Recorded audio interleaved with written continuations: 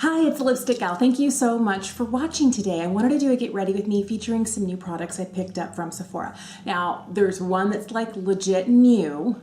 There's one that's new-ish, and there's one that's been around for more than a year, but I wanted to try it because I had heard so many great things about it. Sephora recently had their welcome back sale. I'm just going to start putting on my primer as I tell you what I picked up.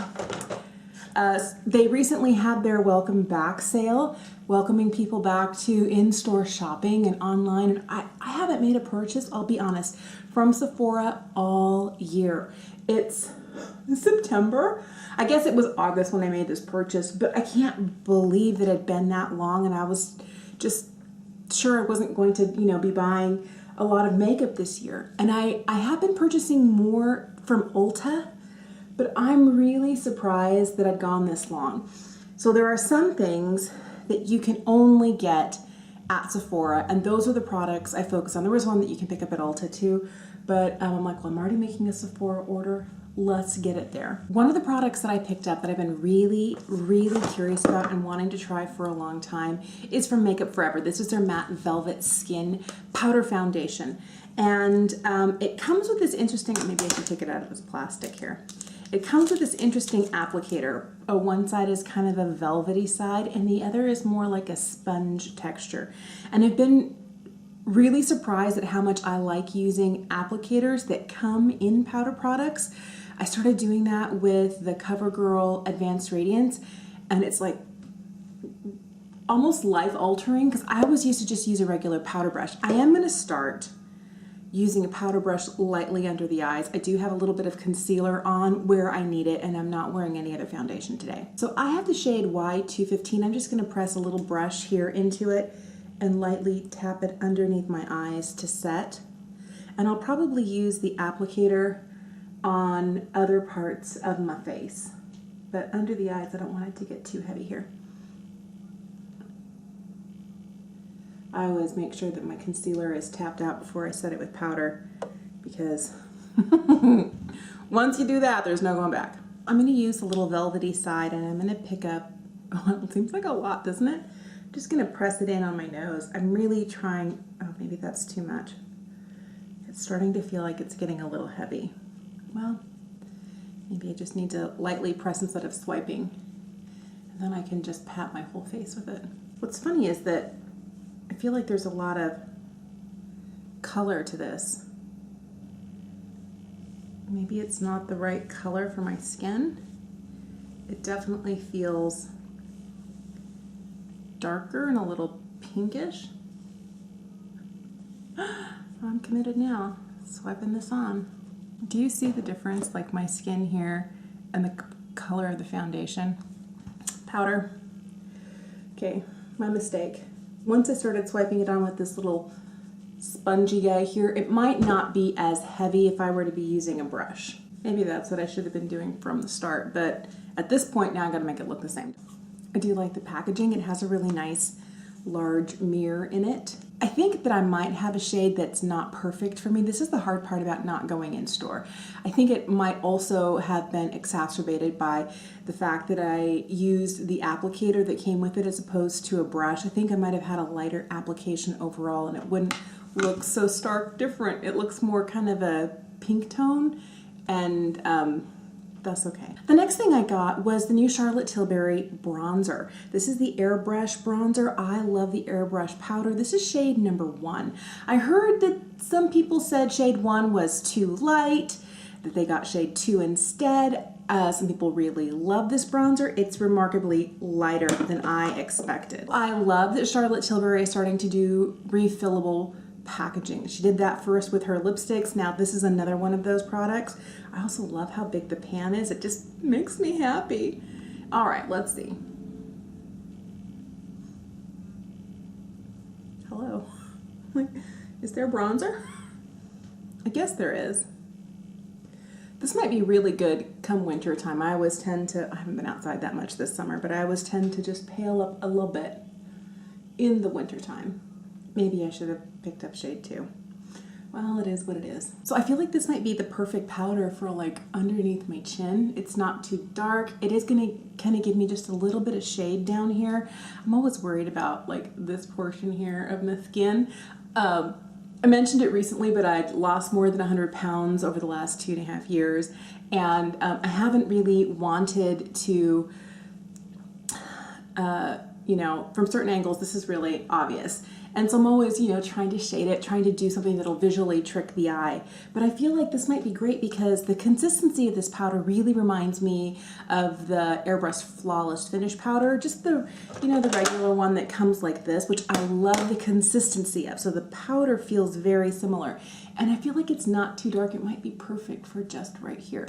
Because some other bronzers that I have, or even contour shades, if I use them here, it's like real obvious. I don't feel like this is. If you're curious about what I'm wearing today, I'll put it in the information box below, but I am wearing the Sydney Gray Summer Days on my lids, and it's time now to put some brows on because don't I look a little browless? All right, so I got the new Anastasia Brow Pen. I have the shade medium brown. I'm just gonna, oh my goodness, I love this.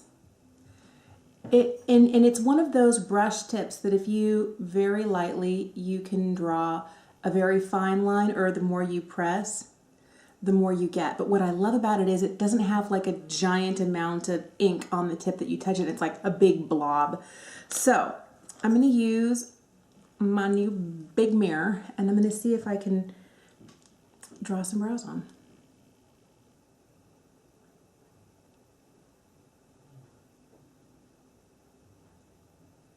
I have tried the MAC pencil. I have tried the MAC, forget what it's called, a brow definer or something, that has a pen on one side and kind of like a powdery pomade on the other with a smudgy sponge applicator. Wow, this is amazing. I've tried the Brow Blade by Urban Decay, and I didn't, because one side is the pencil and one side is a pen like this. I felt like too much ink was coming out of the pen, and it was also really warm. Like the pencil was the perfect shade for my brows, but the pen on the other end was like really reddish, almost reddish purple, and it was not a good shade match. I've tried a handful of different pens. This is the best one I've tried so far. Well, are we surprised? If anyone's going to do a brow pen right, it's going to be Anastasia. This is in the shade medium brown, by the way, but this is the eyebrow where I have like hairs up to here, and the rest is like, we're on vacation. So let's see if we can get this to look like this. Oh, I'm so impressed. I'm not really expecting success the first time because I know using a product like this is just something you kind of have to get used to. Wow, it's a lot easier than I thought. And I'm using the lightest of light strokes.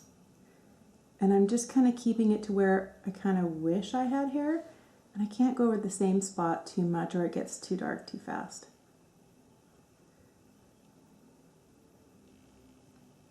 That's a big difference, isn't it?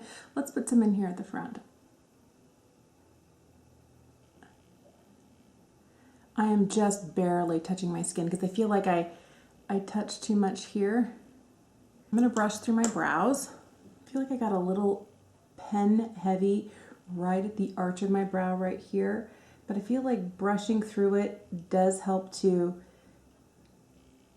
oddly enough, brush it out. And then you can go in and, you know, light strokes in where you feel like you need a little bit more coverage. Because I feel like I need just a bit more here. I'm so impressed with this pen. Oh my goodness. This has just changed the game for my brows. I feel like I'm gonna put a little bit of my favorite brow gel, which is the Charlotte Tilbury Legendary Brows in there. It has fibers, it's got a really teeny tiny wand, and I'm just gonna kind of brush them up and set them in place with this. But normally I spend a lot of time back combing my brows here to get the fibers like this, to get the fibers laid in there to make it look more natural. But I feel like with the pen, I can draw on the hairs I don't have.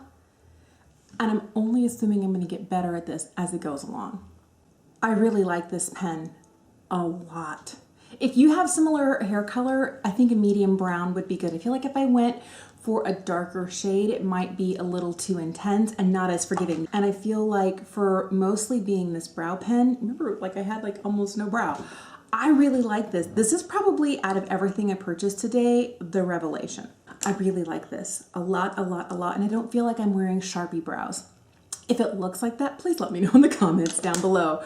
All right, well, hooray. I really like most of what I got. I'm excited to try both of these again in a different way, and I'm gonna be addicted to this, I can tell you that now. Did you pick anything up during the Sephora Welcome Back sale? Is there anything in your cart that you're kind of wondering, do I need it, do I need it, do I need it? Let me know in the comments down below. Or is there one thing that you constantly repurchase every time you make a purchase from Sephora? This is one of those things that when it takes a long time to work through it, but when the jar gets low, I buy me another because I love this stuff. Thank you for watching today. I hope you have an amazing day, and I will see you again soon. Bye.